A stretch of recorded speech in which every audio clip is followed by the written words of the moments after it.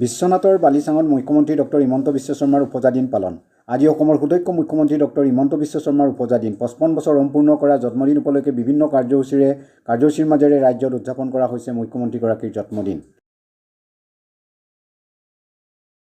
এই উপলক্ষে আজি আখুমতা মণ্ডল বিজেপিৰ বিষয়ববীয়া কাৰ্যকৰ্তাসকলে বালিচাং আদৰ্শ চিকিৎসালয়ত উপস্থিত হৈ বিতৰণ কৰে ফল-মূল। বালিচাং আদৰ্শ চিকিৎসালয়ৰ চিকিৎসা বিষয়া ডাক্তৰ ৰঞ্জিত কুমাৰ দাসৰ উপস্থিতিত ৰোগীসকলৰ স্বাস্থ্যৰ বুজ লোৱাৰ উপৰিও ফল-মূল বিতৰণ কৰে দলৰ কাৰ্যকৰ্তাসকলে। চাফাই অভিযান, স্বচ্ছ ভাৰত অভিযান আমি পালন কৰিলোঁ। তাৰপিছতে আমাৰ এটি কাৰ্যসূচী আছিলে যে আমাৰ যিখন চিকিৎসালয়ত ভৰ্তি যিসকল ৰোগী আছে তেখেতসকলক ফল-মূল বিতৰণ। ইতিমধ্যে আমি ফল-মূল বিতৰণ সম্পূৰ্ণ কৰিছোঁ আৰু আমাৰ মাননীয় ডক্টৰ হিমন্ত বিশ্ব শৰ্মা ডাঙৰীয়াৰ আজি জন্মদিন।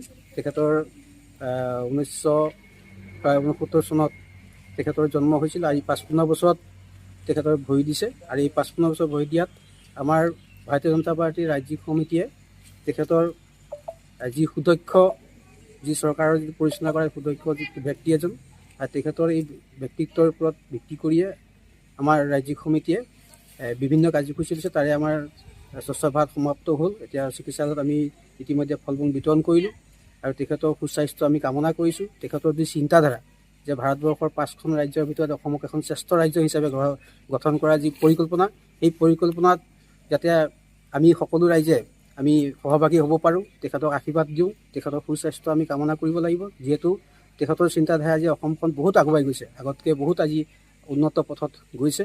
গতিকে সেইকাৰণে আমি তেখেতৰ এই কাৰ্যসূচীটো দলৰ আহ্বান মৰ্মে আমি কাৰ্যসূচী লৈছোঁ আৰু আমি ৰোগীসকলকো আহ্বান কৰিছোঁ তেখেতসকলেও আশীৰ্বাদ দিয়ক যাতে তেখেতৰ স্বাস্থ্য ভালে থাকে, তেখেতৰ চিন্তাধাৰাটো আগলৈ আৰু বৃদ্ধি হয়। এনেধৰণৰ আমাৰ আশীৰ্বাদ তেখেতক দিবৰ কাৰণে আমি ৰোগীসকলকো আৰু সাধাৰণ ৰাইজকো আমি আহ্বান জনাইছোঁ। আৰু আজি এই বালিচাং যিটো আমাৰ আদৰ্শ চিকিৎসালয়ত আমাৰ যি ফল-মূল বিতৰণ কাৰ্যসূচী ইতিমধ্যে সমাপ্ত কৰিছোঁ। ধন্যবাদ। মাননীয় আমাৰ মুখ্যমন্ত্ৰী মহোদয় শ্ৰী ডক্টৰ হিমন্ত বিশ্ব শৰ্মা দেৱৰ আজি জন্মদিন। আমি আখুমতা মণ্ডল বিজেপিৰ তৰফৰ পৰা কৰ্মকৰ্তা সকলোৱে মিলি আজি ফল-মূল বিতৰণ কৰিলোঁ ইয়াত আমাৰ যিসকল ৰোগী আৰু গৰ্ভৱতী মহিলা।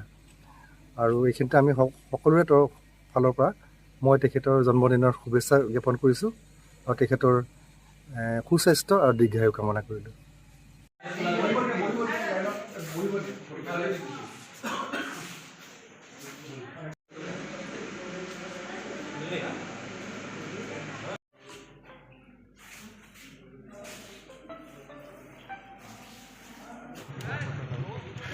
यहाँ कैसे एरकम घुराई कर जनता मार ली जाते हैं।